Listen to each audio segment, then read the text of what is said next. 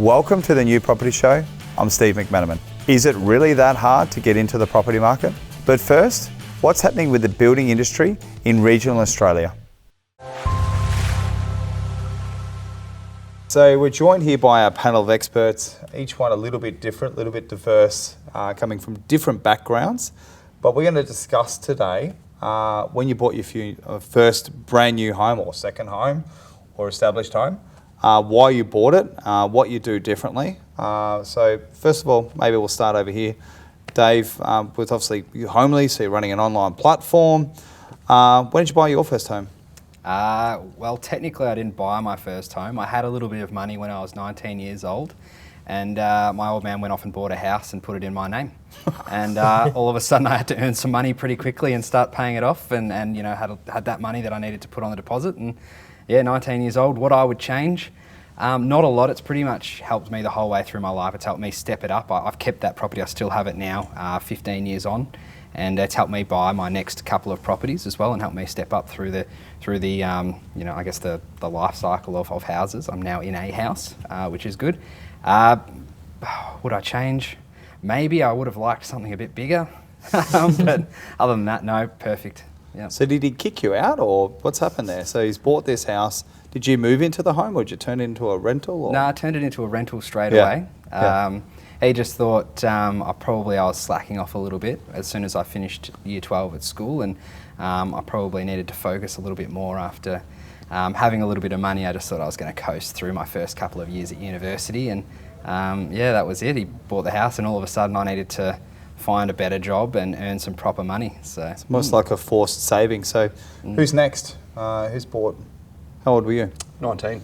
19? Yep, okay. 19 as well. So sheer hard work, saved, young, married, 21, kids. So I had no choice besides working 2 jobs, sold the house about 2 years after moving in to relocate from the southeast to the west. Still today, I wish I had that house. Being in Beaconsfield, it's really worth $1 Can we ask what you bought it for? It was a house land package, 900 square metres, and I paid $310K. Can't even get land for that anymore. Yeah. Correct. Saying that, we sold it for about $400, which then gave me opportunities to invest elsewhere. So I don't see it as a downfall of selling the property. There was an emotional connection being the first home, but that has ultimately allowed me to go and put that equity elsewhere. So because you've utilised the money properly, you've reinvested it, it's actually helped you purchase new property, which you would have bought at a cheaper price back then as well. Exactly. What advice would you have given your 19-year-old self now? Should you have gone for a bigger house and land, different suburb? Would you repeat the same process? I would still do what I did for the reasons of young families, and obviously that's probably changed these days where people are having kids far older. I'm 41 with an 18-year-old son who is like my best friend now. So that I wouldn't take back. But ultimately at that point in time of life that I had no choice. I couldn't run with 2 houses. So we had to sell, relocate, and ultimately put it into an up and coming area, which took a few years to get a bit of momentum through. Now on, I've still got that house and I've still got many's behind it. So it's been a good exercise. Interesting. So Pinju, yes. Over to you. So you work in the building industry. Yes. You know a little bit about it. You know the property only continues to go up. Whereabouts are you up to in the buying process of property at the moment? Yes, so ironically, I have helped a lot of clients to get house and land packages, but myself, I haven't purchased yet. My immigration status has just been sorted this year. Yep. So hopefully I'm looking forward to building my own house finally. So with that process, I've met a lot of clients over the years that haven't been, I guess, citizens, so they come over in a couple of different visas. Yes. How'd you find that, I guess, that process, and does it make you feel like you've missed out on the buying cycle, or you were comfortable with that? What does that look like from, I guess, eyes of someone like yourself? Yes, typical immigrant story, I would say. You come here to study, then you get the work visa, you make the money, get your savings sorted, and once the status is sorted, when the banks actually lend you the money, go for a house and land package or establish whatever direction you want to proceed with. With the COVID, actually, things really changed. That is when the Australian government kind of tried to hold on to the immigration policies, and that's kind of put pause in the process. Now that it's opening back up again, I think the property market will only go forward from here, because Australian housing industry has been heavily dependent or reliant upon the immigration as well. And would you, I guess now looking at it from this point of view, would you look at it from like buying the cheapest house and land package you could brand new, or would you maybe go to an area where you're already comfortable in, that's already established? Which way do you think you'll lean when you purchase your first property? Very fair question. I get this all the time with all my clients as well. The only advice that I would give to myself, as I would tell them too, is understand which position are you in. For example, if it's your first home, you haven't invested before, maybe start small with the budget that you have. Don't overstretch your budget. There's no need. Build upon the first property, make your portfolio grow, but play within the budget that you have. Of course, if you're an investor, you already have your first house sorted, then you can look for the growth corridors where the capital gains are there, or even cash flow is good. You can go into those pockets, but understand which direction you are going towards, and then purchase your property. There's always some people look at it and I have had some clients over the years that have only had budgets nowadays of $300,000. They may start off even with an apartment. Not that we suggest that, but it's better than, I guess, rent and dead money as well. Correct. There is always a way to find your way into that. You can really get into an apartment for really, I guess, a 10% deposit. You can buy off the plan, so it's only $30,000. With the help of family and friends, it's quite easy to get that deposit together. So we'll probably come back to that, and we'll probably look at your buying journey in 2023 and see how that progresses for you. Yes. Gary, so you've been here for a few years now. Yes. When'd you buy your first property? Bought it when I was 17, so it was an interesting story. Dad said, look, you're turning 18 soon, we'll give you a choice. We can either buy you your dream car, which was a beautiful white Lexus coupe, or we can pay for your deposit on your first property. And so, having just read Rich Dad, Poor Dad, I knew which one to pick, which was the property. It was actually an apartment just off King Street in Melbourne. Now, would I buy that same property again? Probably not, because as a comparison, when I did sell it about 12 years ago now, it only went up from 120,000 to 180,000. Yes, it was neutrally or slightly positively geared, but then I compare it to my purchase when I was 19 in Mitcham for, it was 280, 290, and now that's close to $1 million, that townhouse in Mitcham. So when you're comparing the two, the net effect on wealth was significantly different. So would you rather be 19 now and trying to buy a property, or 19, 20 years ago trying to buy a property? Which way would you lean? I'd say 20 years ago. Yeah. Property prices Sure. are insane. Yeah. So if you can't do it yesterday, do it today. Certainly don't wait till tomorrow for buying property. I guess for the guys and girls watching this show, how would you suggest getting your savings up? I guess going back to basics. Would you go to the bank of mum and dad, or would you borrow some money to get your deposit together? Would you work 2 jobs like you did? Would you suggest buying your house first or getting married first? So Probably cancel your Uber Eats account. Yeah. Probably the best one. I think what I find in the building side of things, we have first home buyers that come in that have high expectations for their first home. They want gas log fireplaces, they want high ceilings, they want to spend all this money. Probably just pull it back a little bit, and obviously lean on mum and dad for a little bit if they're in the position to provide a bit of funding. I come from probably the school of hard knocks, where you do 2 jobs to try and save and to do that. But I think definitely just keep fighting the fight and maybe peg back the weekend spending and mojitos at the bar on a Saturday night.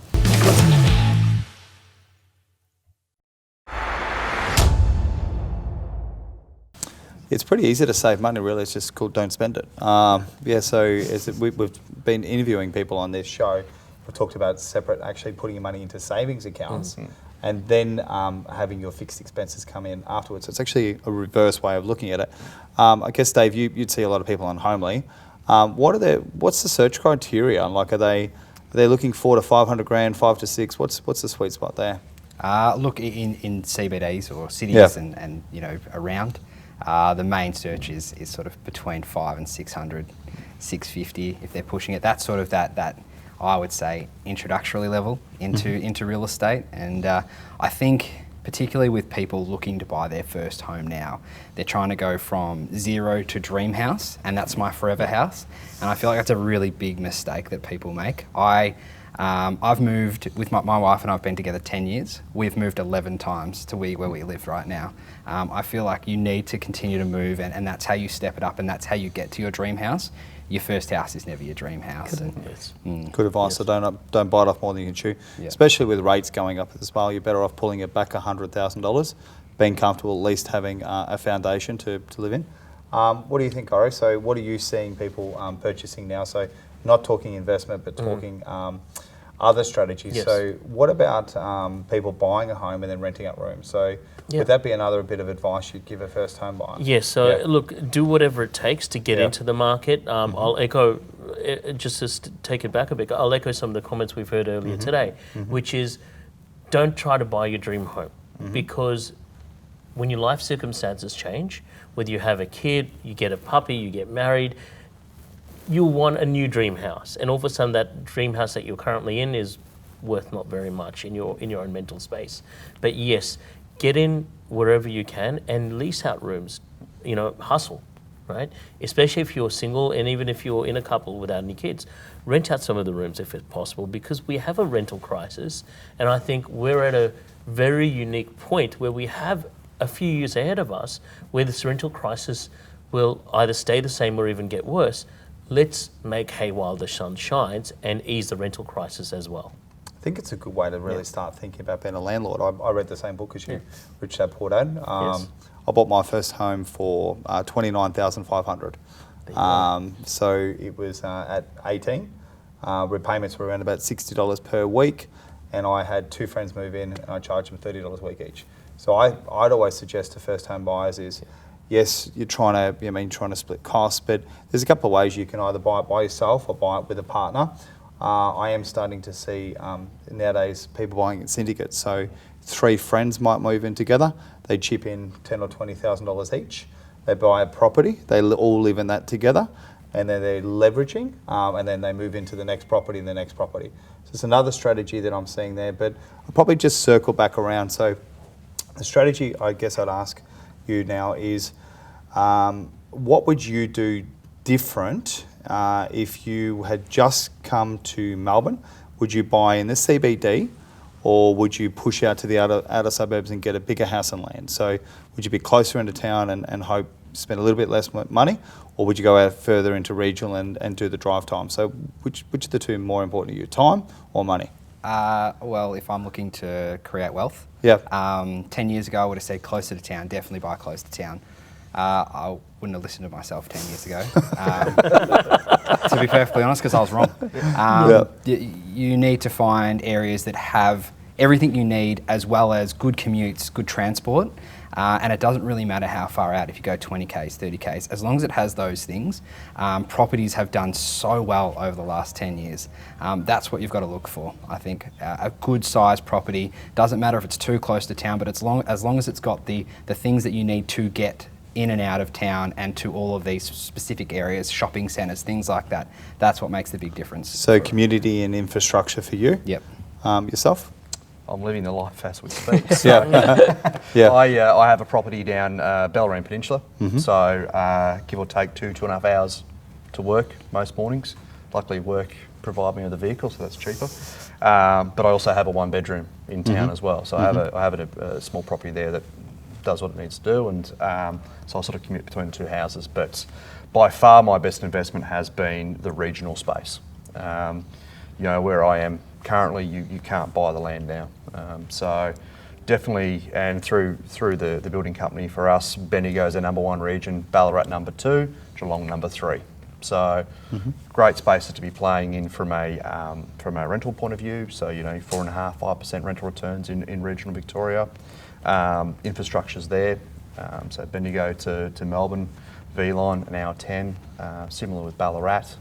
A lot of my clients are sort of airport driven around Ballarat with kids, so the private schooling's quite good, and it's a third of the price. I'm finding a lot of people are commuting in on trains. I've always driven, but I'm using that time now when I've had to use public transport to work, so you actually can get a lot done.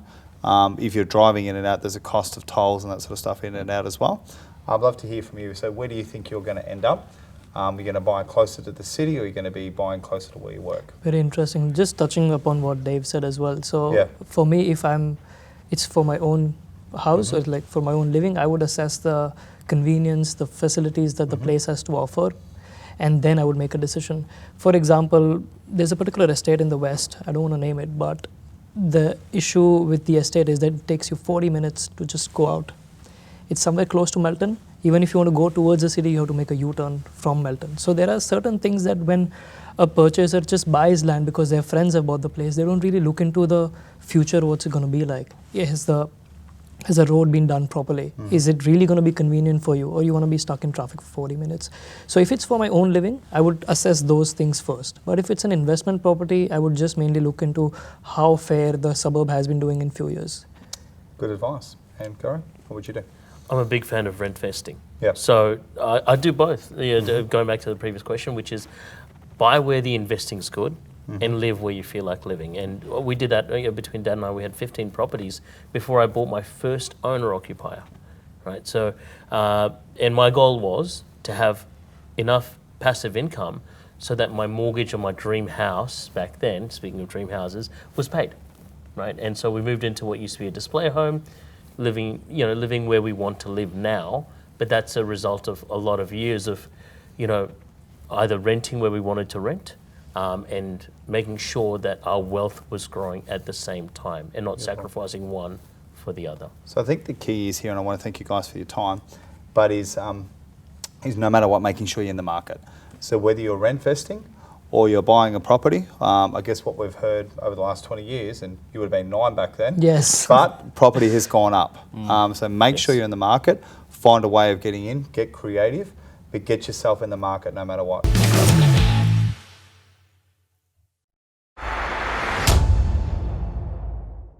Why buy a brand new home over an existing one? I feel like buying a land would be a cheaper option for first home buyer because you pay, not for the first home buyer, but first home buyer can buy a house without paying a stamp duty. But if someone is going to buy an investment property, it would be easier to buy a land because you pay half the stamp duty and you can go up to $650, $700 purchase price. So in normal circumstances, you would have paid $35,000 stamp duty if you buy a house worth $700. But if you do a land and construction, you would be paying only $17,000, $18,000. Especially to a little bit less if you've got a first home buyer's grant, that'd be a zero first home buyer grant, correct? You pay Yeah, that's zero right. stamp duty. So with the first home buyer, there is no stamp duty, but you also get $10,000 to support you for your first home. So much benefits of buying a new home. You can choose your own destiny, I suppose. You can choose the layout, you can choose how the kitchen looks, the bathrooms, where to put the mirrors. A lot of benefits in that. Perfect. And yourself, Kerry? I would say, especially if you're buying as an investment property, there is so much depreciation over buying an existing property. What do you think? Well, we're on the new property show, so I feel like I'm just going to throw it out there and mix it up a little bit. For me, it's about where you're at personally and what you're trying to achieve. But if we're talking investors, absolutely, new homes have the benefit of having more rent appeal, depreciation benefits. But when it comes to being your home, it's exactly as you guys said, it's the ability to make it your own. Okay, and what are your thoughts on, I guess versus established areas? Looking at new properties, you've got infrastructure, you've got community benefits. There'd be some substantial benefits with building a new home because with an old property sometimes can come with existing problems. So pros and cons on that. We see both sides. So we see properties, new builds that go wrong. We're going to end up in VCAT for a few years with experts and stuff, and we see it with existing properties that you have disputes with previous vendors not disclosing stuff. So we see it from both ends. There's no real benefit either way. The advantage, I suppose, would be for new homes because you do have builder's warranty. Perfect. And Rebecca, so what are some of the challenges that you've seen on site with building a new home? So we are fighting for the new home. It is a new property show. Yeah. But what are some of the things that can go wrong that you've, I guess, experienced? I think there's so much in property that can go wrong, and you can equip yourself and jump on the forums and try and get across the common issues, but in reality every build is different, so you come across different hurdles. So the biggest thing is just being clear on what you're wanting, finding the ideal fit builder, just being super clear on what you're getting yourself into, and then you can avoid a big majority of that. I guess what no one really ever talks about is how it makes you feel. I guess buying an established property, I guess for homes, It's a great feeling to own your own home, and sometimes that can be established. But the satisfaction of actually turning up at site and watching your property come out of the ground and having the communication with the back end, the site supervisors, knowing that you've created something, I guess, from an idea. I personally would stalk my place every day. Oh, you're that guy? I drive past it every single day. Now, nowadays, I guess we're building outside of states. So maybe let's talk about building a new home as an investment. We're going to go outside of Victoria. It doesn't matter. We're going to throw the wheel out there. We'll call it Queensland or Perth. What would you do then? In that case, would you still buy or build a brand new home in an outside state? Which way would you lean then? Would that Look, change it's a your new answer? property show, so I would say build a new one. Again, same benefits. You get better tax depreciation on the whole house. You get to choose how to build it and how the looks and feels. So there's a lot of extra benefits for building a new house. Perfect. And what about you, Kerry? What's your thoughts? Well, I think my opinion on that is that you just need to make sure that you are doing it with the right company, that you know the company, you know the background, you make sure that they have a good reputation, you get guided by experts to help you. What you can do is you don't always have to go towards a new property. So I would always recommend to people is look at what's called the medium house value. Now, obviously, that hasn't caught up to new property now because new property prices have gone up.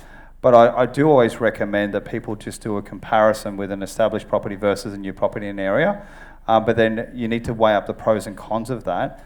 How much time have you spent, I guess, online looking and researching? Do you guys play around on realestate.com or the Homeleys or Domains?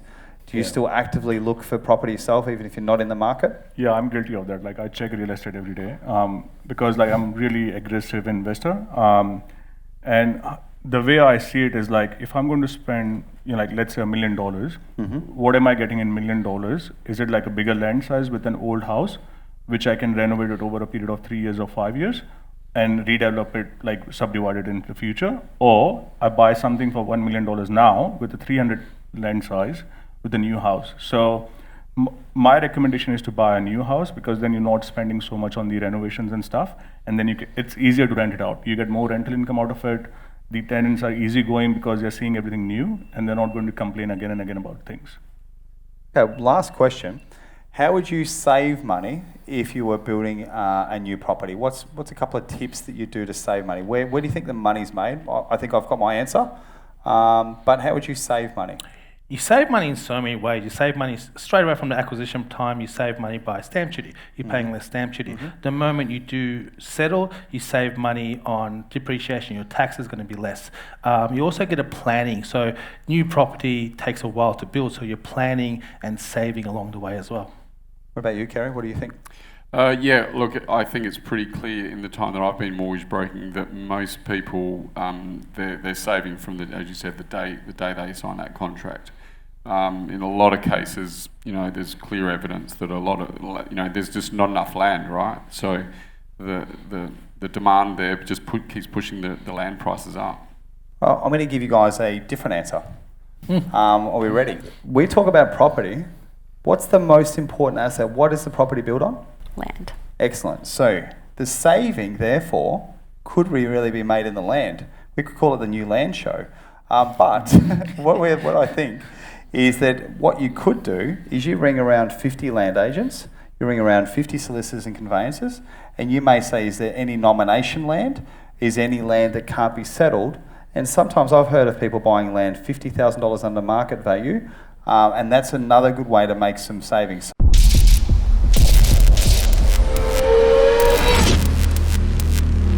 That's all for this week. Next week, our panel will discuss investment properties in 2023, including the benefits of long-term leasing. Look forward to seeing you then.